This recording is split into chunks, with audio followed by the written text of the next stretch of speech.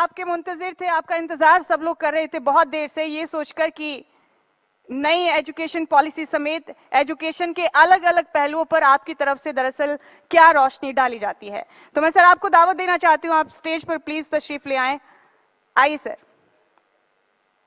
जनाब राजकुमार रंजन सिंह साहब, केंद्रीय शिक्षा राज्य मंत्री। साथ ही मेरी गुजारिश है खबर अभी तक के मैनेजिंग एडिटर सुंदर सोलंकी जी से, आप भी साथ आएं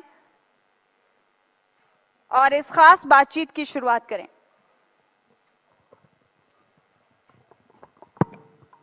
Over to you, Sundarji. There is a saying in English, if someone asks for food, don't give him food. If you give him food, you will feed him for a day.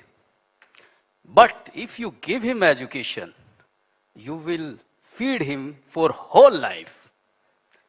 Sir, बहुत स्वागत है आपका doctor राजकुमार रंजन सिंह, मोदी जी के बेहद विश्वास पात्र मंत्री जी, शिक्षा और विदेश मंत्रालय उनके पास है। सर, ये मैं अपने हिंदी के दर्शकों को लिए भी बता दूं कि ये कहावत है कि अगर कोई भीख मांगता है, आपसे खाना मांगता है, तो उसे आप खाना मत दीजिए, क्योंकि अगर आप उसे खाना दे रहे हैं तो केवल एक दिन का दे रहे हैं, लेकिन अगर आप उसे शिक्षा दे रहे हैं तो जिंदगी भर के लिए उसका पेट भर रहे हैं। सर, बहुत स्वागत है आपका। पहला सवाल यही है, बड़ी चर्चा है 9 बरस की, मोदी जी लगातार जिस तरह से नए कीर्तिमान स्थापित करने के आपकी सरकार दावा करती है, उसमें नेशनल एजुकेशन पॉलिसी को लेकर एक बहुत बड़ा बदलाव आपकी सरकार कहती है कि आप देश में करने जा रहे हैं। उसमें उस बदलाव से देश में अब तक क्या कुछ स्थिति है उसकी, हमारे दर्शकों को, पूरे देश को बताइए। नया शिक्षा नीति 2020 नेशनल एजुकेशन पॉलिसी जी, this is after 34 years the first policy चला गया, उसके बाद after 34 years national education policy 2020 तो शुरू हो गया। इसी में सबसे पहले इंडिया को विश्व के सबसे नॉलेज नेशन बनाना चाहिए जी। तो हमारा 5000 years ago भारत से सबसे दुनिया का पहला यूनिवर्सिटी भी था, नालंदा हो, तक्षशिला हो। इसी में ऑल ओवर द ग्लोब तो भारत से शिक्षा लेने के लिए आया था। तो किसी कारण से हमारा भारत का शिक्षा को इतना कॉन्फिडेंस लॉस हुआ और फिर हम बराबर भारत के बाहर जाकर एजुकेशन करने के लिए बराबर बोल रहा था। तो वो तो मोदी जी ने आफ्टर 2014 तो प्राइम मिनिस्टर होने के बाद एजुकेशन पॉलिसी को भारत के पुराना संस्कृति का एजुकेशन को रिवाइब्रेट करना, उसी मीडियम से लेकर दुनिया का एकदम नया वाला आने वाला और डिफरेंट टेक्नोलॉजी को हासिल करने के लिए ये नया शिक्षा नीति और नेशनल शिक्षा नीति को बनाया। इसी में सबसे पहले हम लोग ने ऐसा रखा है, 3 चीज रखा है। ये तो एसेसिबिलिटी होगा, एफोर्डेबिलिटी होगा, क्वालिटी होगा और फिर अकाउंटेबिलिटी होगा। सबको, भारत के सब नागरिक को शिक्षा देने का एक ही स्टैंडर्ड में देने के लिए ये प्रिपेयर किया है। और फिर हायर एजुकेशन का भी है और फिर मल्टी डिसिप्लिनरी को होगा और कोई रेस्ट्रिक्शन नहीं है। और इसके बाद एजुकेशन को वोकेशनल एंड स्किल डेवलपमेंट को इसको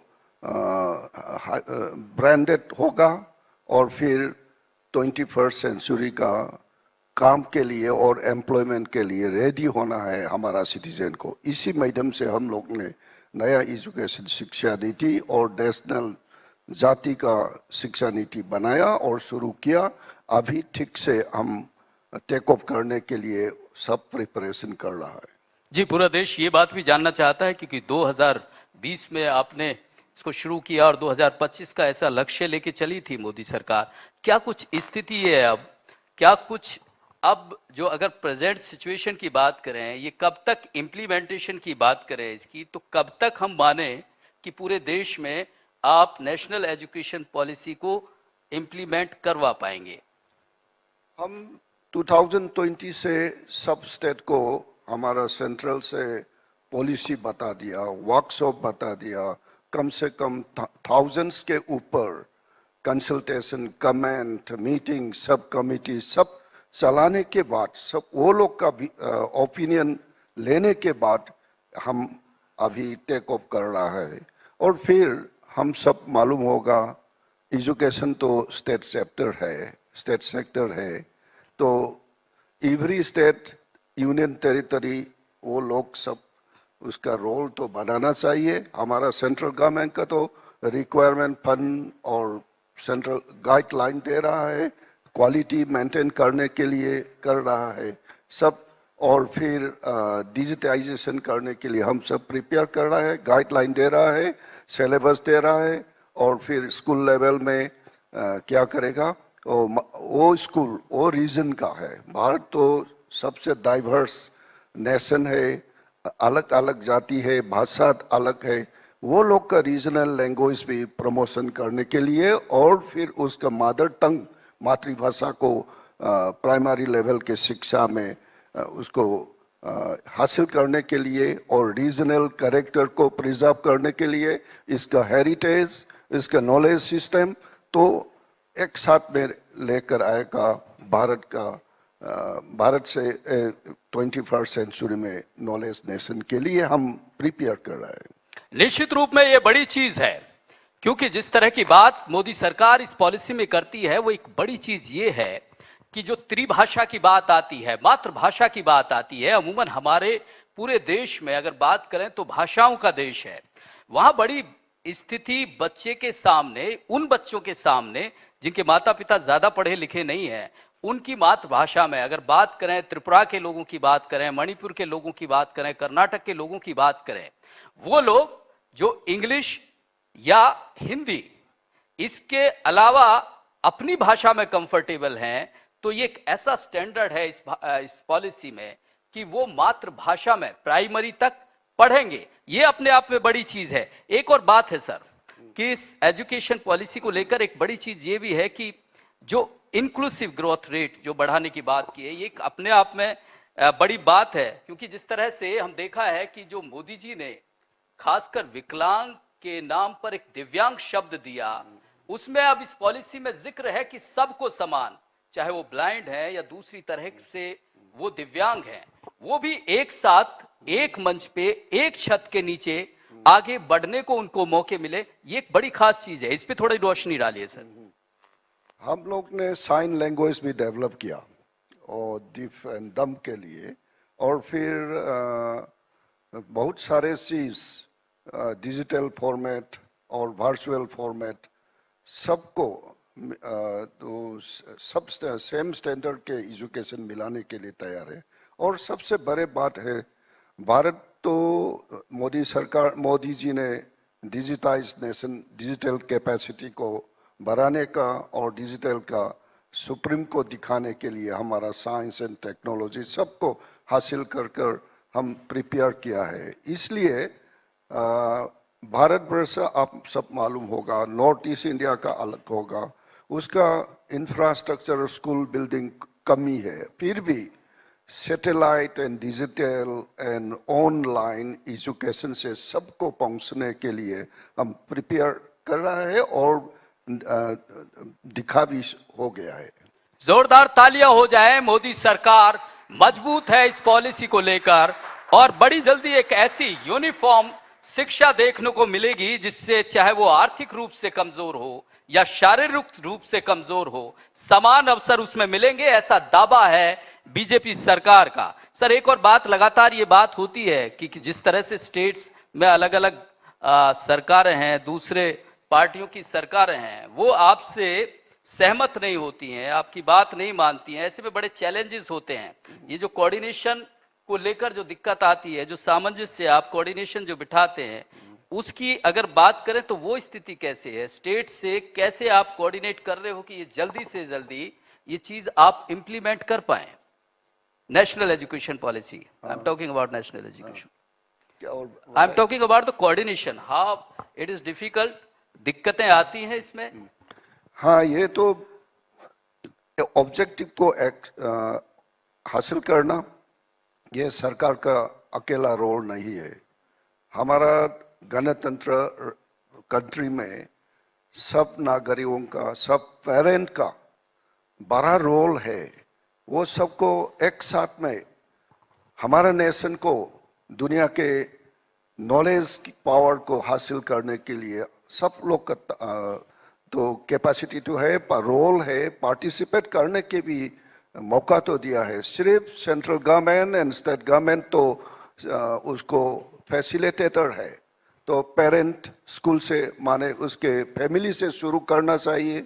इसके लिए हमने नेशनल एजुकेशन पॉलिसी में पहले किंडरगार्टन और क्या है आंगनवाड़ी सबको स्कूल सिस्टम में हमने मिलकर 3 to 6 को माने न्यूमरेसी लिटरेसी के हासिल करने के लिए हम लिंक हो गया। तो इसलिए एक सिस्टम में हमारा नेशनल एजुकेशन पॉलिसी में स्कूल से शुरू कर, इसलिए मैंने आप लोग को बताया पेरेंट का और कम्युनिटी का सबका रोल है।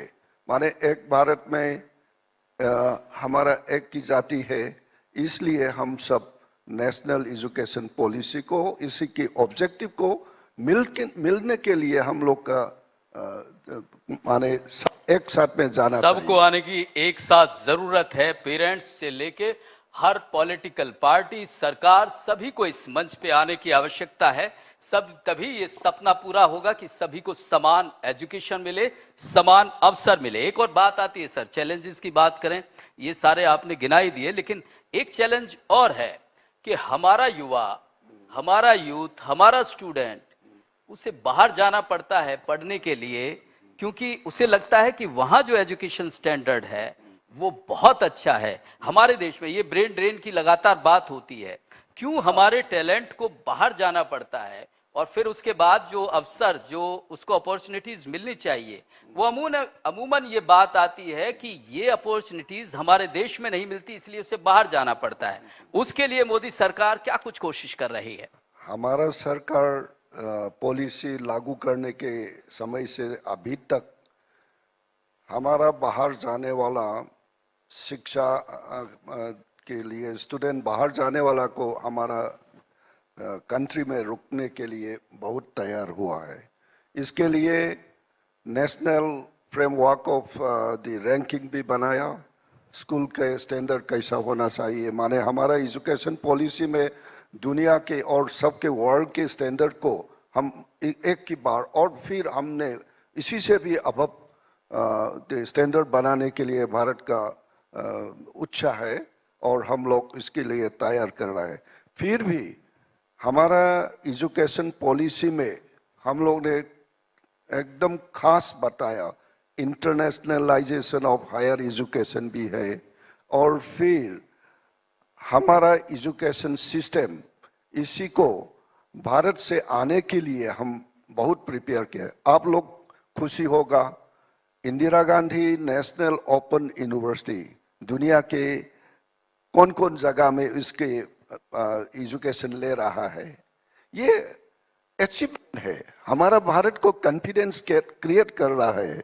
मैंने पहले बता दिया 5000 ईयर्स एगो सब दुनिया का डिफरेंट कंट्री से भारत को शिक्षा लेने के लिए आया था, और इसी प्लेटफॉर्म को मोदी जी ने रिवाइवरेट करने के बाद सब दुनिया को भारत को आने के लिए हम इसी के तैयार हुआ।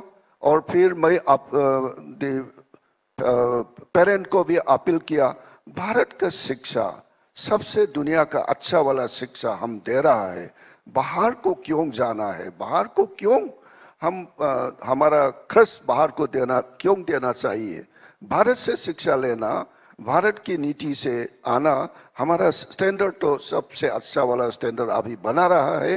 तो ये हम सब लोग को इसी को ये हमारे लिए हर्ष की बात है, हर्ष की बात है, खुशी की बात है। मंत्री जी का ये दावा है कि जब से इनकी सरकार आई है ये स्थिति बदली है। प्राचीन काल में जो हमारी इमेज थी कि पूरी देश दुनिया में हमारा देश शिक्षा के लिए जाना चाहता था, तक्षशिला से लेके बनारस दुनिया भर से लोग यहाँ पढ़ने आते थे, आज फिर वही हम चीज हासिल करने जा रहे हैं।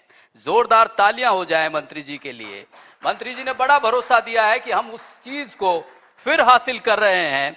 सर, एक और बात आती है, लगातार जिस तरह की अपॉर्चुनिटीज की बात करें, आपकी सरकार माना कि बहुत कोशिश कर रही है, लेकिन विपक्ष का एक लगातार ये दावा रहता है कि रोजगार को लेकर जो अवसर होने चाहिए, एम्प्लॉयमेंट को लेकर जो अवसर होने चाहिए, उनकी स्थिति आप स्पष्ट नहीं करते हैं। ये जो एजुकेशन पॉलिसी है कितनी कारगर साबित होगी? और जो आप 9 साल से सरकार में हैं, वो अब तक एम्प्लॉयमेंट और इन दोनों में, एजुकेशन में जो कनेक्शन है वो क्या बिठा पाए हैं? हमारा मोदी जी के पहले भारत का अलग अलग एजुकेशन पॉलिसी हुआ था। ऑपरेशन ब्लैक बोर्ड सब कुछ बना दिया, तेज किया, फिर भी एम्प्लॉयमेंट रेडी होने वाला चीज तो बाकी है। तो हमारा नेशनल एजुकेशन पॉलिसी में इसको लिंक किया है। इसलिए शुरू से वोकेशनल और इंटर्नशिप कोर्स हम मिलजुल कर माने ब्लेंडेड कर हमारा एजुकेशन सिस्टम में चल रहा है। इसलिए हमने एकदम जोर से बोल रहे थे, इसी नेशनल एजुकेशन पॉलिसी 2020 को शिक्षा लेने वाला को हम ऐसा बोल रहा है, एम्प्लॉयमेंट रेडी, माने वो शिक्षा से पास करने वाला तो खुद काम करने का भी उसका क्या है, ताकत तो मिला है। इसलिए वोकेशनल और इंटर्नशिप सबको हमने हमारा कोर्स में ब्लेंडेड हो रहा है। तो मेरा फुल कॉन्फिडेंस है हमारा भारत का नेशनल एजुकेशन पॉलिसी से पास होने वाला छात्र लोग को, हमारा सिटीजन को, सब सरकार के नौकरी के बाद छोड़ दो, खुद उसी को काम करने का, उसको कुछ करने का, उसका लाइफ, जीविका का लाइफ का जरूर मिलेगा। और फिर वो लोग को भी फिर इम्प्रूवमेंट करने के लिए से वर्कर ग्रुप होगा। थोड़ा सा पढ़ने के बाद वर्कशॉप में गया था और दूसरा इंडस्ट्री में गया था, वो लोग को भी improvement, life long learning process और इसका इम्प्रूवमेंट, अपग्रेडेशन, रीग्रेडेशन, इसे करने के लिए सब तैयार है।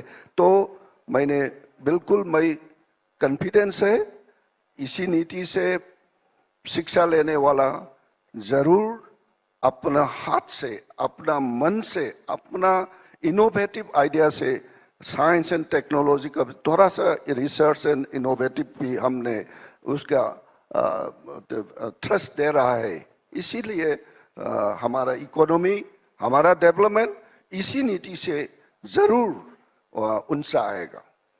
बहुत बड़ी बात कही है सर। मणिपुर से आते हैं, नॉर्थ ईस्ट से आते हैं, और मोदी जी के इतने विश्वास पात्र हैं, उससे आप अंदाजा ही लगा सकते हैं कि 2 जिम्मेवारियां उनके पास है।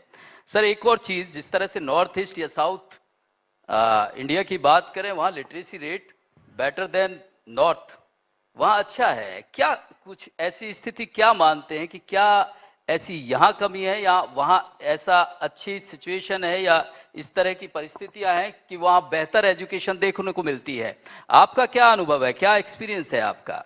हाँ, हमारा नॉर्थ ईस्ट में पार्टिकुलरली सम राज्य, मेघालय, मिजोरम, मणिपुर और सिक्किम और अदर स्टेट ऑल्सो, शिक्षा को सबसे पहले प्राइमरी चीज के साथ में रखा है। सब पेरेंट के मन में छात्र को शिक्षा देना, ये सब पेरेंट का अच्छा है, उद्देश्य है। इसलिए 3 साल से और 3 साल के आगे से घर से शुरू कर story telling, folk tales, narrative, moral lesson सबको फैमिली लेवल से शुरू किया और फिर स्कूल लेवल में फॉर्मल एजुकेशन आ गया।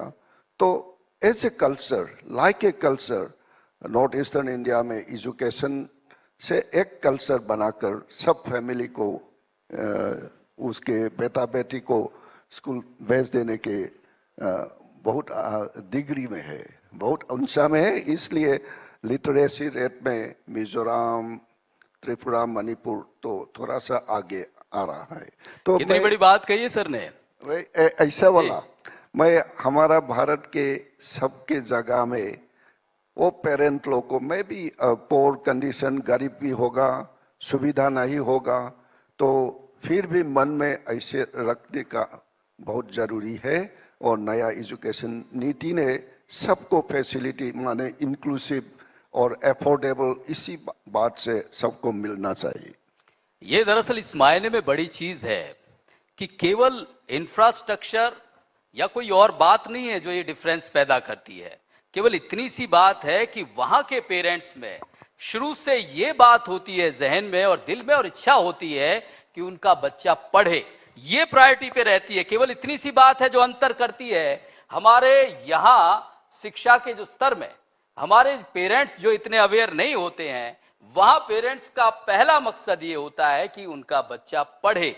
ये अपने आप में बड़ी चीज है। सर, मोदी जी के साथ बहुत वक्त आपने गुजारा है और अगर उनकी कार्यशैली की बात करें, कौन सी ऐसी बात है जो आप हमारे दर्शकों के, पूरे देश आपको देख रहा है, ऐसी कौन सी बात है जो आप शेयर करना चाहेंगे उनके साथ अनुभव की? उनकी कार्यशैली की पूरी देश दुनिया में चर्चा होती है।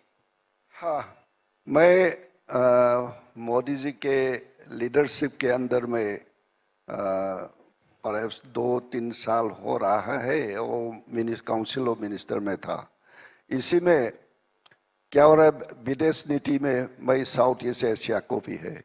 तो मोदी जी ने हमारा कूटनीति, विदेश नीति को माने स्ट्रॉन्ग, ताकत बनाने के लिए इतना स्कॉलरशिप दे रहा है साउथ ईस्ट एशिया को, थाउजेंड्स ऑफ स्कॉलरशिप दे रहा है। और फिर एशियन कंट्री का मोर देन 10 यूनिवर्सिटी को इसी का कंसिटोरियम बनाया है। वो सब लोग क्या है, भारत आप सब मालूम है, बौद्ध धर्म का, हिंदू धर्म का और रामायण का, इसी के लिंक से साउथ ईस्ट एशिया को मोदी जी के अंदर में मैंने अलग अलग विदेश में गया था। वो लोग भारत से भी ज्यादा भारत का कल्चर प्रिजर्व हो रहा है। इसलिए वो लोग के मन में, आपने पहले बता दिया क्यों हम भारत के बाहर जाकर शिक्षा लिया, तो मैं यहाँ में आपको रिवर्स में बताना चाहिए। सब साउथ ईस्ट एशियन कंट्री का वासियों ने भारत को शिक्षा लेने के लिए तैयार है। और आईआईटी, आईआईएम को, भारत की आईआईएम को, आईआईटी को उसी जगह में आउटसोर्सिंग करने के लिए बहुत डिमांड है। और हमारा इंडियन कल्चरल मीडियम से और फिर बहुत भारत को आ रहा है। ये तो बहुत खुश है मैं। फिर भी एजुकेशन सेक्टर में मैं छोटा सा रोल तो लिया है। तो फिर मेरा होल कैरियर तो एजुकेशन विभाग में आया था, कॉलेज से काम किया, यूनिवर्सिटी से काम किया और फिर कॉलेज डेवलपमेंट को कैसा करना, मेरा 20-30 इयर्स को मैं इसी में सर्विस में था। उसे रिटायरमेंट के बाद यहाँ आने के बाद मेरा काम करने के समय में मन में था, वो अभी इसी प्लेटफॉर्म में आने के बाद थोड़ा सा इम्प्लीमेंटेशन भी कर सकता है। इसके लिए मेरा मन में बहुत खुश है। मोदी जी के अंदर में शिक्षा के विभाग और विदेश नीति को हासिल करने के लिए बहुत बहुत अच्छा लगता है। बहुत अच्छी बात है, बहुत अच्छे अनुभव आपके रहे। एक और बात जानना चाहेंगे सर, क्योंकि आप जिस तरह से एक साल से कम मोदी 3.0 की जो परीक्षा है वो होने वाली है, उस स्थिति में किस तरह से देखते हैं आप? पूरा विपक्ष एकजुट हो रहा है, कितना बड़ा चैलेंज मानते हैं आने वाले चुनाव के लिए, 2024 के लिए? All the opposition is coming together. Yeah. So how do you feel? How big this challenge is?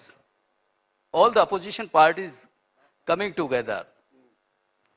यहाँ में राजनीति, ऑपोजिशन और दी चलिए ठीक है, अभी कह रहे हैं सर के ये शिक्षा का मंच है, राजनीति की चर्चा नहीं करते हैं। ये जो अब एक साल बचा है जो आपकी सरकार का, अगर शिक्षा के क्षेत्र की बात करें, एजुकेशन सेक्टर की बात करें, अब प्रायोरिटी पे क्या है? प्राथमिकता क्या है कि एक साल में, इस बचे हुए एक साल में देश को एजुकेशन सेक्टर में मोदी सरकार ये देगी, वो क्या है? यही साल में हम लोग ने पहला डिजिटल फॉर्मेट में दुनिया माने हमारा जाति का, हमारा नेशन का सब कॉर्नर को पहुंचने के लिए अभी तेजी से शुरू किया है, और हायर एजुकेशन का रिफॉर्म स्ट्रक्चर भी बना रहा है, और स्कूल का भी समग्र शिक्षा से हम लोग ने स्कूल को खुद डेवलपमेंट करना है। और इसी के ऊपर ऑनरेबल प्राइम मिनिस्टर ने पीएम राइजिंग स्कूल के लिए अनाउंस किया। पीएम राइजिंग स्कूल, ये स्कूल में नेशनल एजुकेशन पॉलिसी 2020 को इन तो अप्लाई करना और जीरो ड्रॉप आउट को माने इसको अचीव करने के लिए डिक्लेयर हो गया। और हमारा भारत के ईच एंड एवरी ब्लॉक्स से प्राइम मिनिस्टर राइजिंग स्कूल, एक ब्लॉक में कम से कम एक स्कूल, और अब तो 2 तक भी हासिल हो सकता है। तो फर्स्ट फेज का मोर देन 18,000 और school has already announce and shoes. तो हमारा स्टेट, सब स्टेट का, यूनियन टेरिटोरी का block wise PM Shri school, ये नया अप्रोच है। इसी में हमारा नेशनल एजुकेशन पॉलिसी 2020 को बिल्कुल लेटर एंड स्पिरिट इम्प्लीमेंट करने के लिए हम प्रिपेयर कर रहा है। बहुत शुभकामनाएं हैं आपको कि बीते हुए इस एक साल में देश को जो शिक्षा के क्षेत्र में आप लोगों ने भरोसा दिया है या वादे किए हैं, वो निश्चित रूप से आप पूरा करें। मैं सर के विषय में 2-3 व्यक्तिगत बात आपको बता दूं कि इस हिंदुस्तान को हिंदुस्तान इसीलिए कहा जाता है कि इतनी खूबसूरती से जो मणिपुर के से आते हैं सर, और अपनी हिंदी और हिंदुस्तान की ताकत यही है कि बेहद खूबसूरती से आप लोगों को संबोधित कर रहे हैं, बता रहे हैं। और दूसरी बड़ी चीज ये है कि सर के बारे में कि हिंदुस्तान में जब ईमानदार, ऑनेस्ट पॉलिटिशियंस की बात होती है तो उनमें ये उस कतार में आते हैं जो सबसे बेहतरीन पॉलिटिशियन है। और एक दुखद पहलू में आप लोगों को जोरदार तालियां हो जाएं इस बात के। लेकिन एक और बड़ी चीज है, मणिपुर में अभी जो हिंसा हुई, सर का जो ईमानदारी और अपनी पूरी जिंदगी की मेहनत से कमाया हुआ घर था वो जला दिया गया। बावजूद इसके एक चेहरे पर आपने कोई सिकन नहीं देखी, कोई गम नहीं देखा, कोई दुख नहीं देखा, कोई भाव नहीं देखा। खड़े होकर एक जोरदार तालियां सर के लिए हो जाएं। Thank you. बेहद शुक्रिया सर। हम दरअसल क्या है कि पूरी हमारी टीम ये उम्मीद कर रही थी कि इस दुख की घड़ी में हम आपके साथ कैसे हों, लेकिन आप हमारे इस मंच पर आए। हम बिल्कुल उम्मीद नहीं कर रहे थे कि कोई पॉलिटिशियन ऐसी स्थिति में भी कि जो इतने बड़े दुख से गुजरे, वहां उपद्रवियों ने, पूरा देश जानता है मणिपुर में अभी हालात ठीक नहीं है, उसमें सर ने एक बड़ा बलिदान जिस तरह से हुआ, उसके बावजूद आप लोगों के बीच हैं। बहुत शुक्रिया sir, thank you so much sir. कि सर थोड़ा टाइम और आपका चाहिए हमें स्टेज पर ही, आपसे मेरी गुजारिश है कि आप यहीं रहें। और इसी के साथ मेरी गुजारिश है जनाब हरीश शर्मा जी से, vice chancellor Maharshi Markandeshwar deemed to be university. Sir बराए मेहरबानी स्टेज पर आएं और इस खास एजाज से, इस खास सम्मान से नवाजें हमारे आज की शाम के सबसे शानदार गेस्ट को, हमारे मेहमान खास को। बहुत शुक्रिया राजकुमार रंजन सिंह सर कि आप इतना वक्त निकालकर हमारे इस खास कार्यक्रम में शामिल हुए। राजकुमार रंजन सर, आपको थोड़ी और तकलीफ दे रहे हैं सर, आपको भी थोड़ी देर और यहीं रहना होगा। अब मेरी गुजारिश है कि आप जनाब Harish Sharma ji, vice chancellor Maharshi Markandeshwar deemed to be university को एजाज से नवाजें, सम्मान से नवाजें। और आपको थोड़ी देर और जहमत दूंगी सर मैं, क्योंकि हमारे कुछ और बहुत शानदार मेहमान हैं यहाँ पर मौजूद, जिन्हें आपके मुबारक हाथों से हमें एजाज दिलवाना है, सम्मान दिलवाना है। बहुत शुक्रिया आप सब इतना कीमती वक्त निकालकर यहाँ तशरीफ लेकर आए, बहुत बहुत शुक्रिया आपका।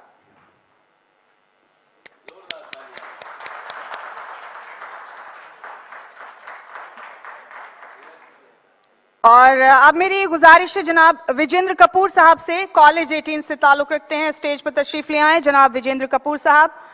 और इसी के साथ मेरी इल्तिजा जनाब अमित गुप्ता जी से भी है, जेबी नॉलेज पार्क से ताल्लुक रखते हैं जनाब अमित गुप्ता जी। अगर आप मेरी आवाज सुन रहे हैं तो प्लीज स्टेज पर तशरीफ ले आए।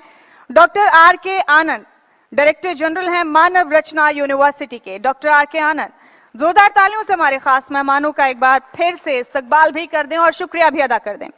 डॉक्टर आर के आनंद डायरेक्टर जनरल हैं मानव रचना यूनिवर्सिटी के। बहुत शुक्रिया डॉक्टर साहब, आप टाइम निकालकर यहाँ तशरीफ लेकर आए। और जनाब विजेंद्र कपूर साहब, कॉलेज 18 से विजेंद्र कपूर साहब।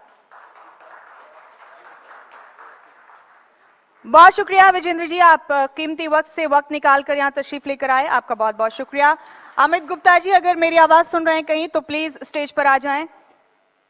और अमित अमिया जी, डिप्टी डायरेक्टर हैं राज नेहरू जी, आप भी स्टेज पर तशरीफ ले आए। अमित अमिया और राज नेहरू साहब, डिप्टी डायरेक्टर हैं अमित अमिया श्री विश्वकर्मा स्किल यूनिवर्सिटी के। बहुत बहुत शुक्रिया, आप तशरीफ लेकर आए। और अब मेरी गुजारिश है जनाब राजीव कुमार साहब से, गुरुग्राम यूनिवर्सिटी से हैं जनाब राजीव कुमार साहब। बहुत शुक्रिया राजीव जी, आप भी तशरीफ लेकर आए यहाँ पर, आपने इतने कीमती वक्त से आपने वक्त दिया यहाँ पर। और अब मेरी गुजारिश है जनाब प्रदीप कौशिक साहब से, चेयरमैन है जीएवी इंटरनेशनल स्कूल्स के। साथ ही मेरी गुजारिश भी है मनीषा कौशिक जी से भी, डायरेक्टर हैं जीएवी इंटरनेशनल स्कूल की। आप दोनों प्लीज स्टेज पर तशरीफ ले आए।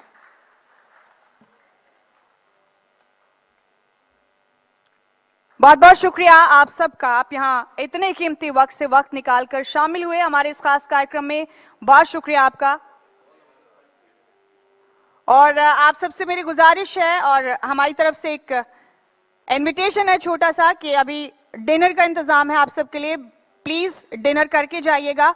और इसी के साथ आज अपने इस खास कार्यक्रम को हम इख्तिताम तक पहुंचाते हैं, हम अपने अंजाम तक पहुंचाते हैं। चिरागों को आंखों में महफूज रखना, बड़ी दूर तक रात ही रात होगी, मुसाफिर हैं हम भी, मुसाफिर हैं आप भी, किसी मोड़ पर फिर मुलाकात होगी।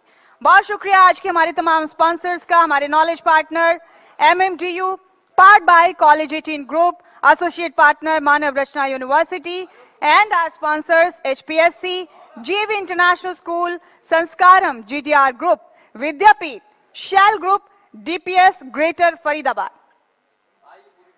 सभी मेहमान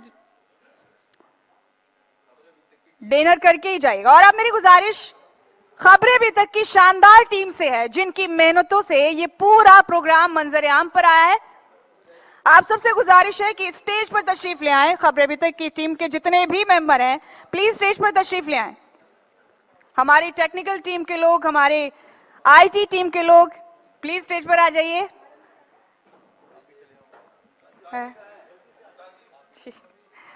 हमारी मेकअप आर्टिस्ट, हमारी HR,